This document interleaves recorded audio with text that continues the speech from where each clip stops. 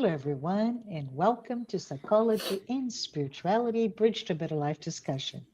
I'm here with Bernadette Leal to explore the many facets of childhood grief. Bernadette, this is the first time you joined us in our talk, and I would love to introduce you for those who do not know you. So I'd like to give Bernadette as well this warm embrace, this warm welcome. Bernadette is a singer, songwriter. She's also an inspiration speaker from San Diego, California, and to feel our gratitude, feel our warm welcome as well. Bernadette helps in many different areas, but I would like to bring to the forefront of our introduction. She helps with youth programs at many different Spiritist centers in the U.S. She provides guidance. She coordinates and delivers workshops, training sessions, lessons plans, even and much more. She has coordinated, for example, the youth program at the U.S. Spiritist Symposia, an annual event, and she is a regular speaker at the Spiritist Society of San Diego as well as the Allan Kardec Fellowship Society. How are you doing, my dear friend? It's been a while since we last I spoke. know. I miss you, girl.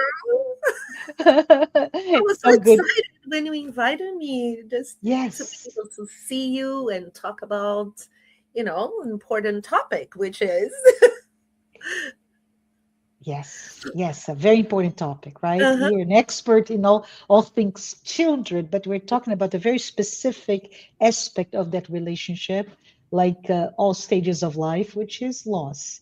But I mentioned previously, Bernadette, just to give a sense of continuity for all of us who are here listening to this program.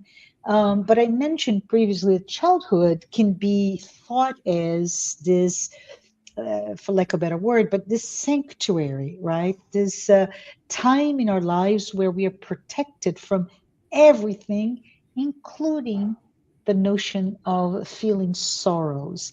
And in our series of discussions around grief and loss, I understand that unfortunately, these types of experience they don't come only when you reach adulthood, for example. It impacts all of us, including our children.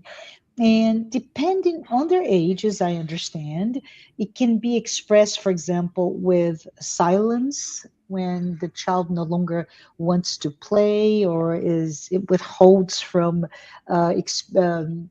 talking to their parents, to their friends. It can be through stomach aches, night terrors, even tantrums, right?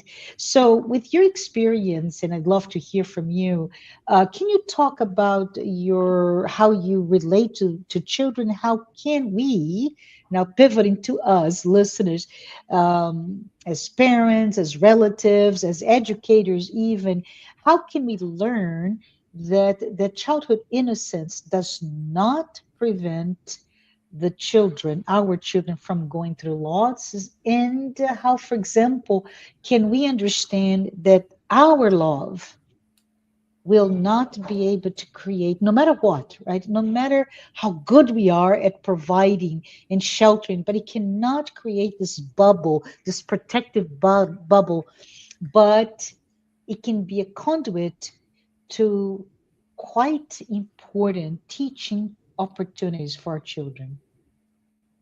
Wow. That's a lot of questions. So I will first start with a disclaimer that I'm not a psychologist. So all I'm going to do today is share some things that I read, and mostly my experience as an educator, as a teacher, and how I see grief and loss yearly with the children I work with. Hopefully, we can inspire you with this conversation and to help you reflect about it, do more research, and by all means, look professional help. Because if you are struggling with your child dealing with grief, ask for help and it's okay. And sometimes we have our inner child that was not healed. So I will start by sharing with you that many years ago, I had one member of my family that left, didn't die, but moved out overnight. Somebody that was there every day and suddenly it was gone. This was very intense for me. There was a loss, and I saw myself in a bedroom with the lights off. I didn't want to eat, I didn't want to do much stuff. And I noticed that I was getting depressed. Mhm. And I said, well, I think it's time, if not being able to get out of this on my own, I'm going to look for some help. And then I found out that there was a 1 month class about grieving in a local church. And Mm. I took the grief recovery class. I used to go there. I don't remember. It's been a while, once or twice a week. And I even found this book today. Oh man, grief recovery. And they also wrote a book, um, When Children Grieve.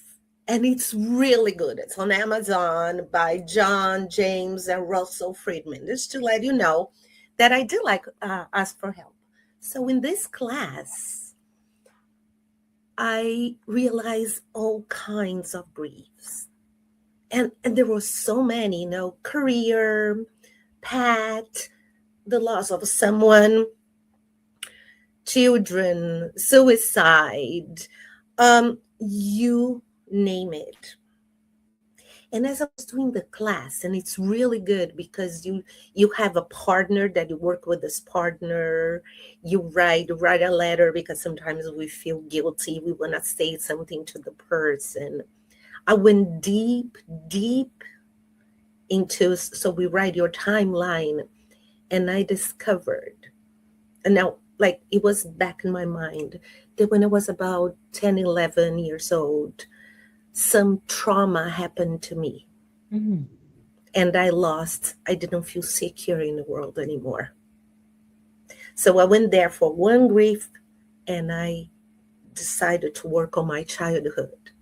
And I'm talking in my 40s. So when this is not healed on down, if you don't deal with this properly, it causes trauma. Yeah. Right. So if it's hard for us, imagine for kids, Yes. correct? So then this morning, I was just got a paper, and I meditate about it. So where do I see loss? Where do I see grief? And I'm sure a lot of teachers out there might relate. And interesting, because death itself, that's more permanent in the physical body, was the last thing when I thought about children. Yeah. So this is what we see every day. This is what I see. The very first loss. I used to teach fifth, fourth grade, and now, in the last few years, I chose work with the darling transitional kindergarten, 4 or 5 years old, and they are adorable because they are honest, but they have a lot of emotions. So the first one, for you to have an idea how kids are dealing with loss constantly, because the grief is the pain that we experience Mhm. when we lose something or someone that we Yeah. love. Yeah. So the first one is the first day of school. Have you thought about that, Marcia? I have actually. Um, and it's a very interesting phenomenon that happens, right? Hmm. The loss of whatever it was before. This, Security. Yes, the I know my footing, I know my experience, I have a sense of the social dynamics between me and whatever age may be, Ah, siblings, etc. And then this new world in the first day of school. But what did you see there? oh my God. It's like, why doesn't mom love me anymore? Mm, Why doesn't mom want me to stay at home? It's my secured place that I yeah, love. So they start really early. Not only when something or we lose somebody or die, it's right there. And then for the first 2 weeks, they cry, the and parents separation cry too. anxiety, right? Separation anxiety. Yes, That's totally a loss that we don't even think, and it can cause trauma because the kid can be scared of going to school if it's not yes. dealt with a lot of love. So for the 2 weeks, all I'm doing is consoling, making fun, Oh, hugging, yeah, loving. So we start there. Next one is not in this order, sure. pregnancy. Mm, Right now I have one child that's throwing chairs, angry every day in the classroom. And I go, what did change at home? yeah. Oh, mom is pregnant. Yes. And the loss there is especially if it's the only child going for something's happening, right? Yeah, It can be that the time, the care, the unconditional attention to me as the only child, to something that I don't have the even the emotional cognitive levels to yeah. pinpoint, but there's a shift, and I don't know what is wrong except that my mom is becoming has a bump that is growing, Yeah. but there are other symptoms of something's going wrong, right? Maybe clothing is start to be bought not for me, or I'm not getting the ready. baby anymore. Yeah, I'm not the baby anymore. Yeah, So this is a major loss for the kids. And yeah, we don't think that we have to help the child to transition to understand. yeah, And since school is where the kids spend most of their time, spend more time with your children, yes, teachers, we are the one in daily basis dealing with these laws, helping them to co-regulate their feelings, to yes, handle this transition. Then we have divorce. Oh my God, yeah. divorce. If I could show a picture, I had one child that literally destroyed the classroom. Oh, I had to evacuate everybody because he was so hungry, so angry with the yes, divorce. The kids were not safe. We had to evacuate. After a while, when I was safe, I walk in the classroom, I hug. yeah, There's a certain way to rock and calm in the child. And nowadays, and if you live in California, they say, you know what they say? If you want to get married really fast, um, you go to Vegas, but if you want to get divorced, you go to California. that's terrible. It's That is terrible. that is that is amusing but terrible. And what comes to my mind is something. It's a little bit off topic, but on topic. Um, I see that no one really wants to have a divorce, right? We don't grow up thinking, oh, the fairy Yeah, tale is for me to be divorced. We all project the idea of happiness, etc., etc. So that question of children going through their parents divorcing is something that is common, but it doesn't mean that it's less traumatic, right? And one of the things that popped in my mind as we're talking about that, Bernadette, is the fact that in not everywhere, but there's even beyond the loss through divorce is the loss through the divorce, but loss of everything, if, family, home, financial stability, right? All of that. But also, what if you're no longer safe due to, safety. say, domestic violence, and one of the parents have to run away and seek shelter, which is a whole different experience as well, right? And this is where I teach. This is very, very common. This Mm-hmm. is every day. I had one child, and you think how they handle these situations. I'm just mentioning because I was going to bring this up later, but Mm-hmm.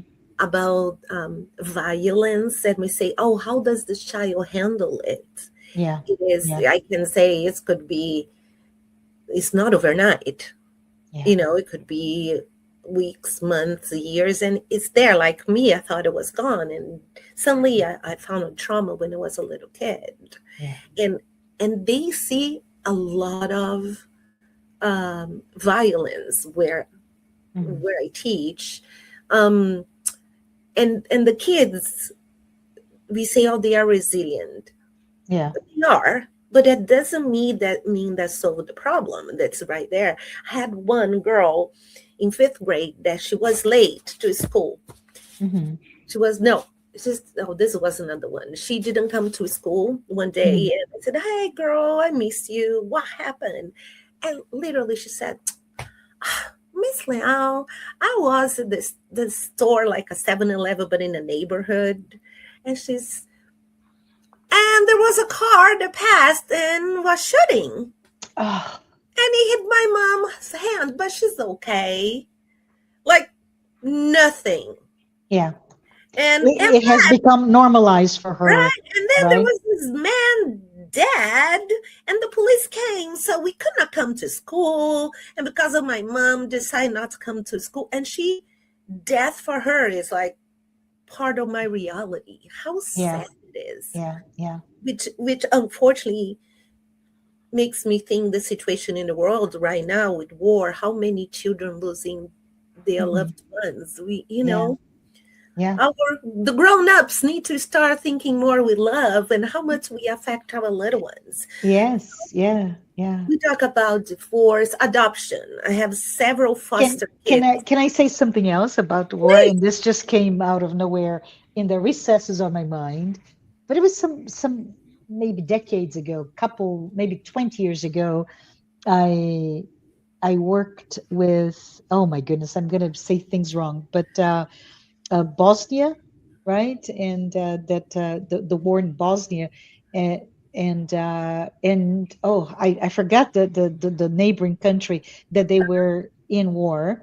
But what came to my mind now was the fact that she said she came to the U.S., right, in as a political asylum, and she came here, but the one thing that hurt her the most was the fact that she and her kids would play with the neighbors. Doesn't matter where they're from, their uh-huh. country of origin, ethnicity, or anything. They had a very happy childhood, and out of the blue, war breaks. And she said it was very difficult for her as a mother to see next door neighbor children now looking at their own children, her children, Oh my God. as mortal enemies. And that does something quite bizarre in one's own sense of identity, right? Who I am Hurts. is no longer in this what is permanent, which is the set of characteristics of emotion, this emotional landscape that we live on, feelings, etc., to become a compartmentalized by whatever that war, and war is just an instance, right, where now you have to take a stance, and that stance may not even be crystallized, but you have to go through that, the loss of your friendships.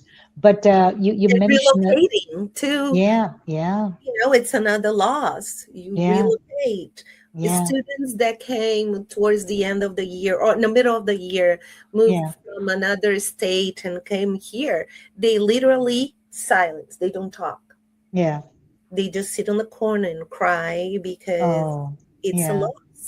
It's Yeah. a different place, friends, everything.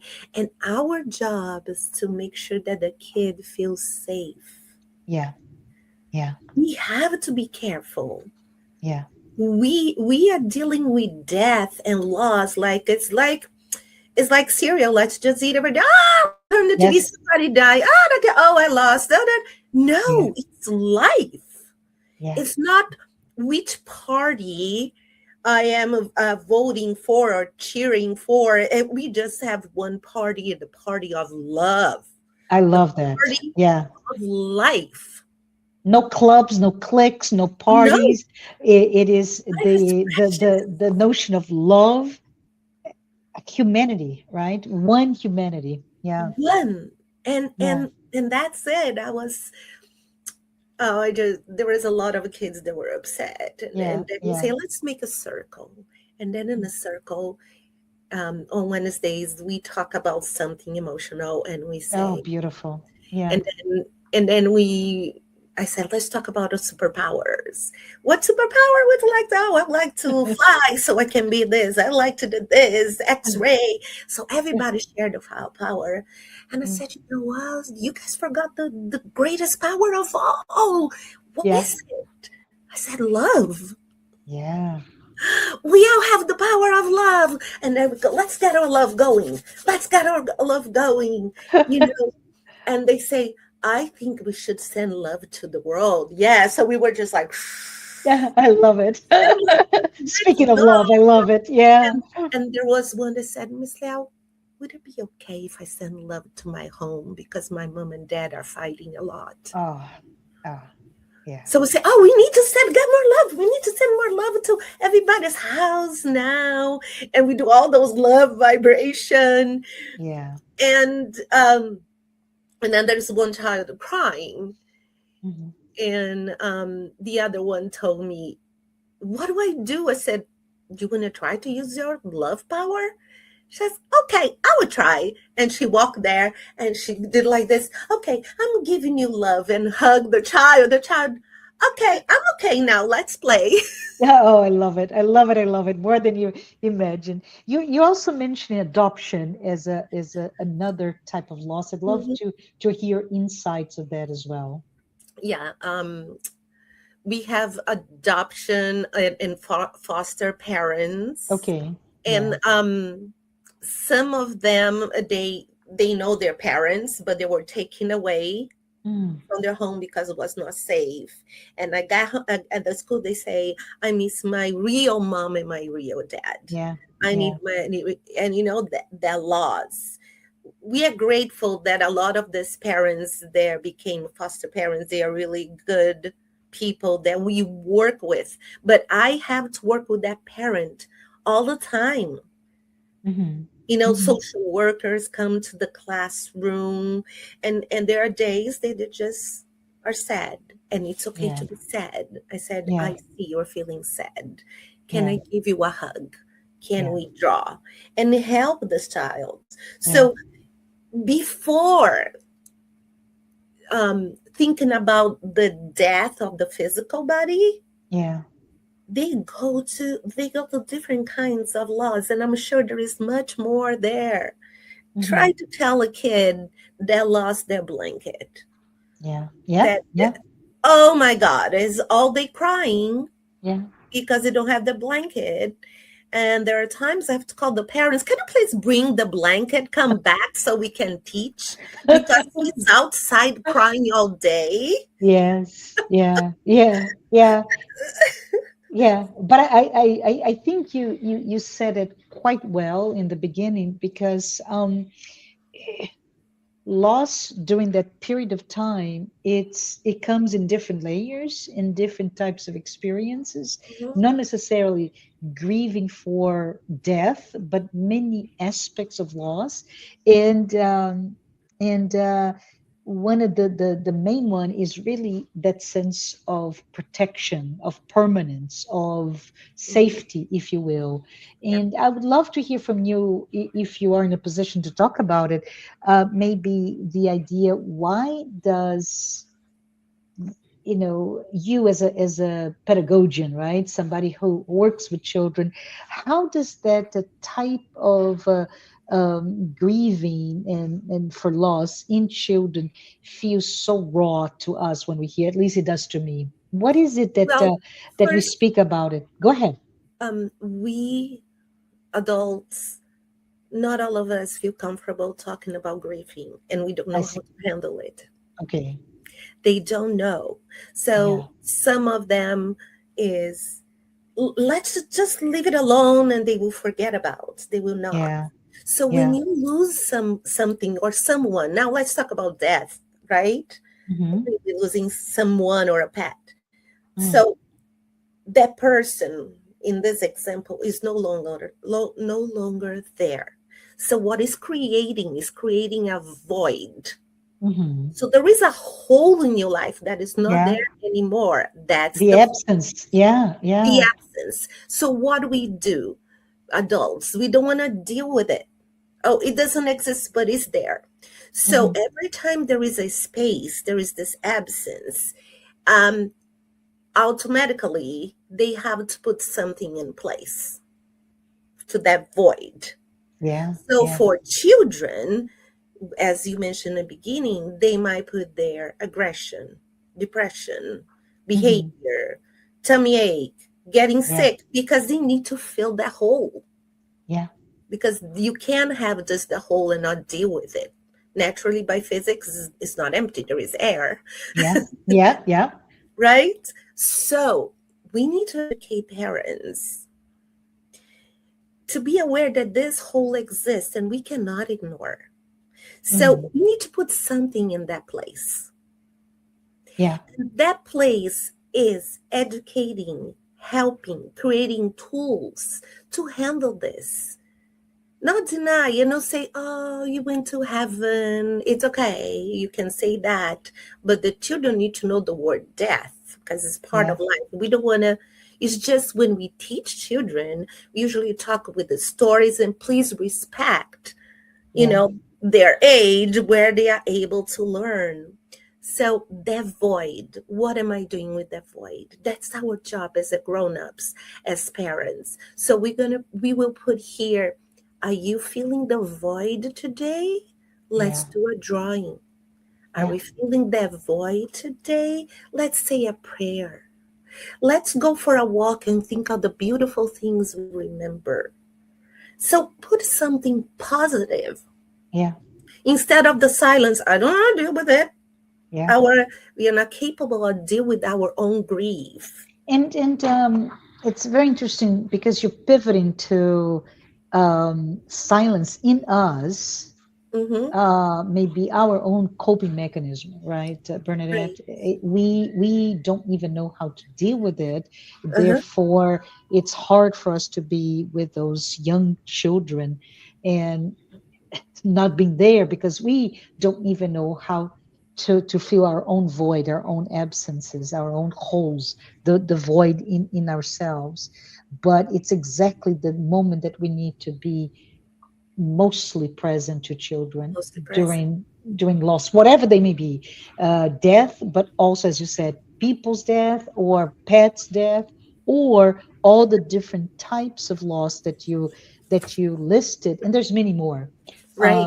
So I think it's important for us to start to demythify, first of all, the fact that we may feel something, right?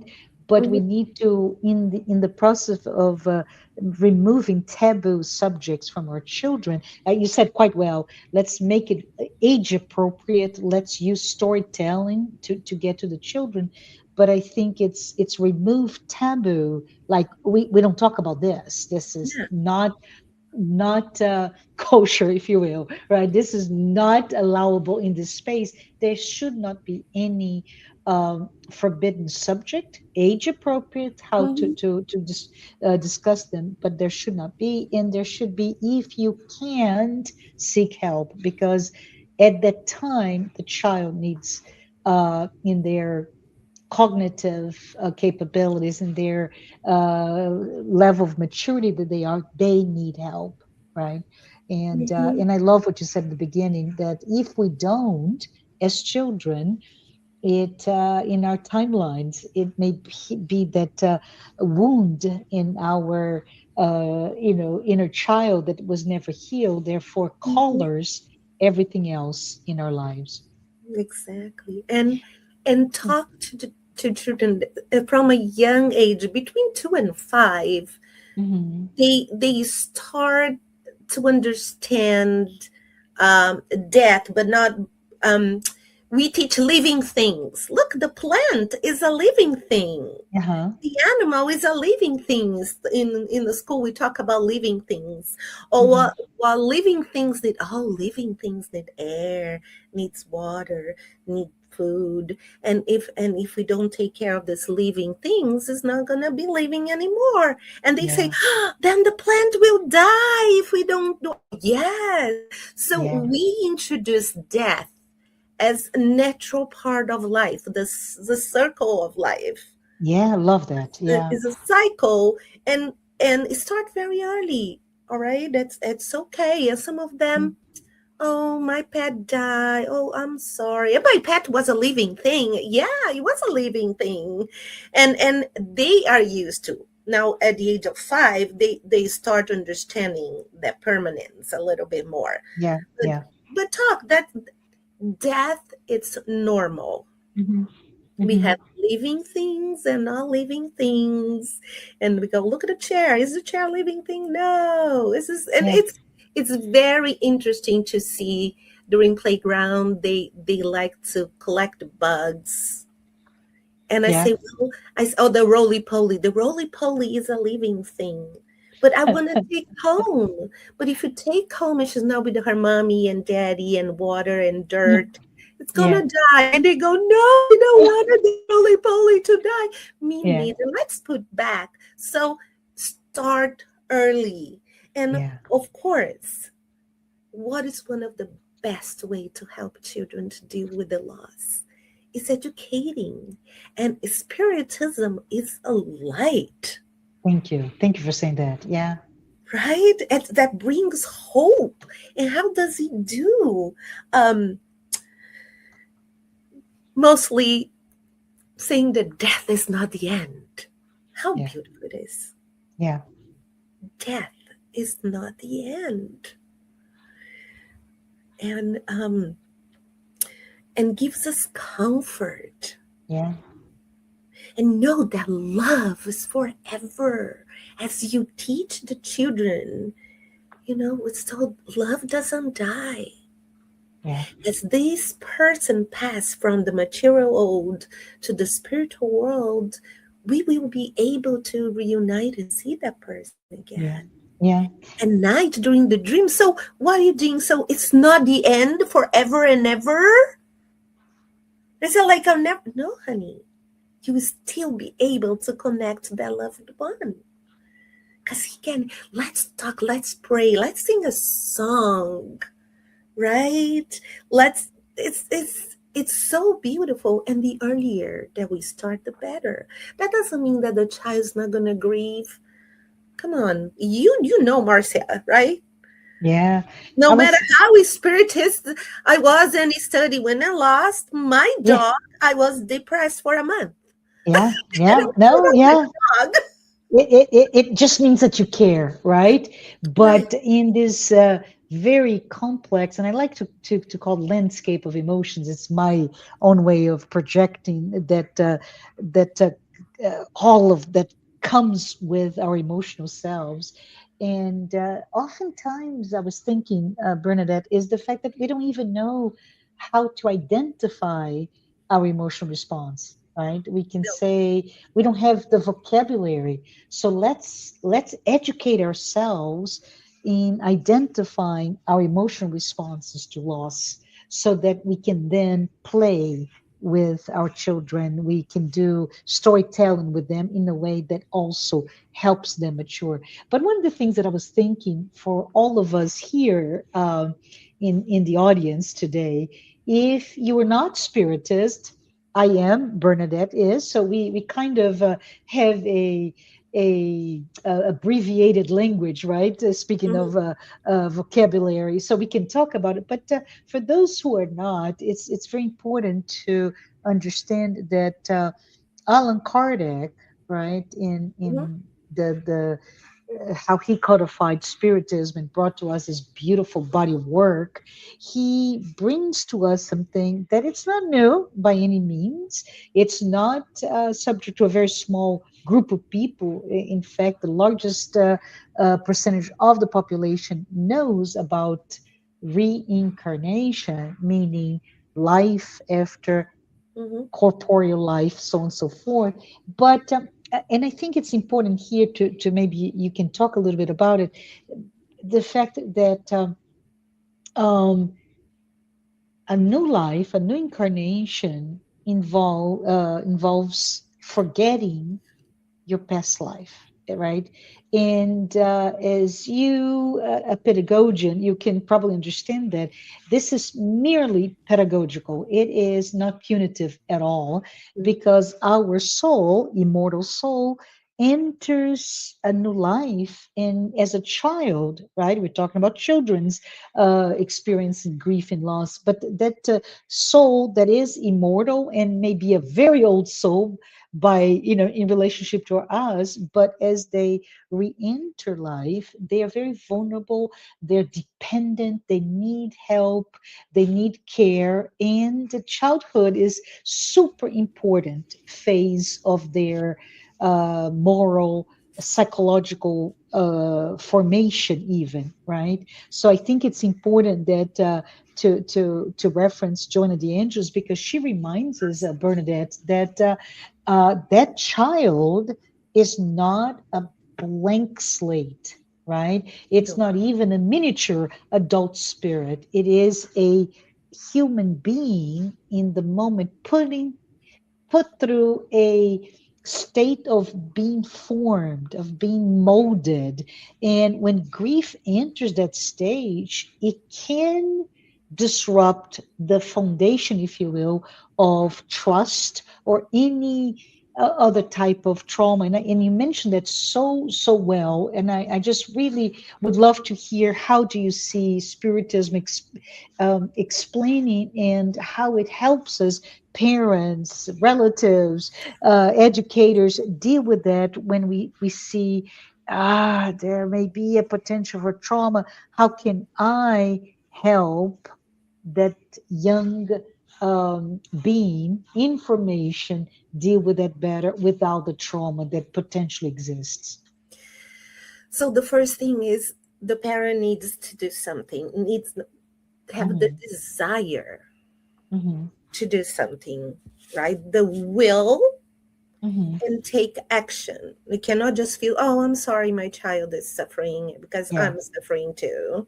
It's yeah, like I see it and I do yeah. something about it. Yes, you can ask for help, and I advise professional help. But spiritism, as we teach the reincarnation, all those beautiful laws, can really help the child to Hmm. understand. Not much, I'm sorry, but deal with this. So first thing we need to do is to teach the language. Uh-huh. We don't teach the language. It's like Hmm. first name that feeling. Yeah, love it. Yeah, yeah. Tell me. And I have some kids don't talk. I have non-speakers, non-verbal, and I have several pictures. I go, how are you feeling right now? And he touches. I'm feeling angry. I'm feeling okay. So I can hug you. We can draw, or we can do something else. So first, you need to see your child. You need to have empathy. Hmm. It's not about us. You are there. You're in charge of that soul in that Hmm. little body, old soul in the little body that Yeah, completely forgot all yeah. the things, but is counting on you. Mm. Name that feeling. Teach tools and It's a leave. blessed mission, right, of a parent Yeah. to be there And with that old soul in a small body being molded to love. I guess the word of the day is love. love, and then start introducing that death is not the end. Mhm. You can tell the story of caterpillars. There is Yeah, so many books on Amazon yeah, about for children, about little stories. and bring hope. And what can I do to heal? It's a long, long process because they will act out. They will feel sad, not safe. When I was 12 years old, I lost my grandma. And I was so close to my grandma, right? So then, but I was didn't know anything about Spiritism, Catholic, which I totally respect, and I learned so much about church. But then I thought, when you die, you die. That's it. But my grandma was a good person, so she went to heaven. And if I see my grandma, and I think she's a ghost or something. Yes. Right. So I remember till today how much I missed my grandma. And I went to sleep and I had a dream with her. She came to hug me and talk to me. For me, that was a nightmare. I woke up screaming. My grandma, the ghost of my grandma came to visit me. She's haunted me. She is a ghost. Oh, God, I wish somebody had told me, just a reminder, sometimes, your loved ones will come and talk to you in a dream. And I was 12 years old. I could totally understand that. Yeah. And nobody. And it's quite a beautiful moment, right? When we think about the spirit being able to come back and hug their 12-year-old granddaughter. What a gift. And having, it's a two-way street, right? The grandma, your grandma may not be, I'm just saying, as spiritually mature to not, just get upset. Why are you screaming Right. at me? Yeah. I love you. Don't do this. Yeah. So to me, I always think about it when we travel far, far away from each other, Bernadette, and I'm talking about something that's becoming ancient right now. But if I pick up the phone and talk to you, hey Bernadette, how are you doing? Yes. The caring, the feelings of oh, I miss you, and all of it, even though neither one of us are physically present, we Yeah. feel it. How about you call and the person like, stop talking to me, I hate you, because you're not supposed to do this. It's infantile even. So our lack of vocabulary, lack of a language around reincarnation really can deprive, especially young children, from really special moments when they're grieving, especially to reunite with those that they lost through physical death, and instead decline it, deny it, or even wake up screaming, thinking it was a nightmare, right? And we don't even think. I have so many stories. Another Yeah. relative of mine that atheist, and I totally respect, very materialistic. Yeah. And her son was crying and screaming, and somebody called me and told me, how can we help? Yeah. Because at the age of 5, Yeah. he was told that one day his mom was gonna die. Yeah. Yeah. He could not understand. For him, there is no such a thing. Yeah. You never die. You are my mommy. What, You how old was the child? 5 Yeah. Yeah. and never experienced anything at this level. Yeah. And it took a long time because for mommies, when you die, you die. You just go. There's nothing. There is no. Yeah. Nihilism, right? You Yeah. disappear and it's So gone. Yeah. what's the big deal? Why are you crying? Hmm. You are an adult. This is a 5-year-old. Yeah. And you're telling that your mom one day will not be there. Yeah. That's we need to be aware how we talk to children, how we bring that topic in a very normal conversation. As I said, with nature, with little stories, talk stories about the afterlife, the spirits that come to visit you, your guardian angel, that you are never alone. There is good, there are good ways and nice ways of putting this. That we respect the child Mhm. developmental stage that we have Yeah. to respect because we don't want to create any trauma, more Yeah. trauma. Or trauma in a world that is already very complex, right? You mentioned several things that have been normalized from, and I was the one who brought it up, but it's something that we talked about, the domestic violence to the fragmentation of a family through divorce or death, or questions of day to day, really great milestones like your first day at school, or growing up with, as a child and having a sibling coming.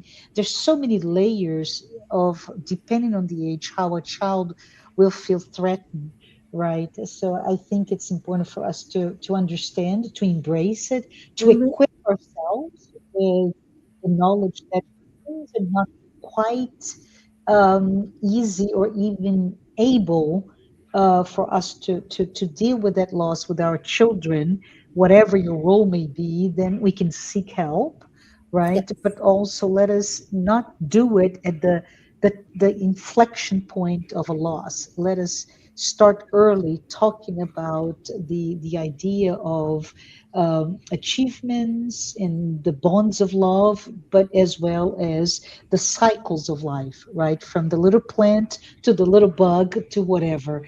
Yes. But I want to, we are at time, so I have to have you back here at another episode. I really loved your insight as a pedagogian. But do you have any final message that you would like to tell the audience today? Just love your child. And when that happens, deal with love. Yeah, Put yourself in a child's place. Imagine you as that child. How would you like somebody to talk to you? yeah, What would you like that somebody do say to help in the moment of comforting? And there are times that you do need love. Don't need the language. You just need a hug and yeah, say, "I'm here." yeah. Beautiful. Thank you. Thank So you. yeah, so just to wrap up, what I learned today is that grief is often followed or accompanied by some sense of truth, right? And even if it's that unspoken language of truth, and it should be accompanied by tenderness, right? And when you put all together in this package, love, truth, tenderness, it really becomes the foundation of us ourselves, but mostly our children, the foundation of their sense of empathy, and most important, inner strength, right? So if you think about it, Bernadette, what appears at first as the loss of the imaginary bubble, that sacred shelter that you would have, what may feel counterintuitive, but this is my child, I want to protect him or her. In time, we all get to learn that it's the awakening, right? It's the moment when that bubble is burst. It's the point of awakening, of inner support, inner strength, Yes. of growth. And those experiences, like you said so beautifully, they don't just disappear, especially if they're not healed, they will stay with us. So it's important that we are kind to our children, but also we need to be kind to our inner child, because love is what shapes it, and it those experiences shapes how we love, how we trust, how we allow ourselves to even be vulnerable, be open, right? Be able to cry when those tears are there, be able to go to the dark bedroom if that's what I need, but really to be able to trust that we are not alone. Our silence can be felt with a larger presence, right? So Correct. let us all think about it. But Bernadette, I have to Thank say goodbye. But for all of you who are here with us today, If this is the first time you're listening to a program, please note the Psychology and Spirituality weekly talks are based on the works, the teachings of Joanna de Ângelis, and I hope you learn a little bit about it. Tell your friends if this was a good experience for you. I would also need to, before we go, to say thank you, Bernadette, and thank you to all of our sponsors, Mansão do Caminho, the United States Spiritist Federation, the International Spiritist Council, and AMI Brazil, the Brazilian arm of the Medical Spiritist Association. Bernadette, thank you, and everyone, thank you. So long.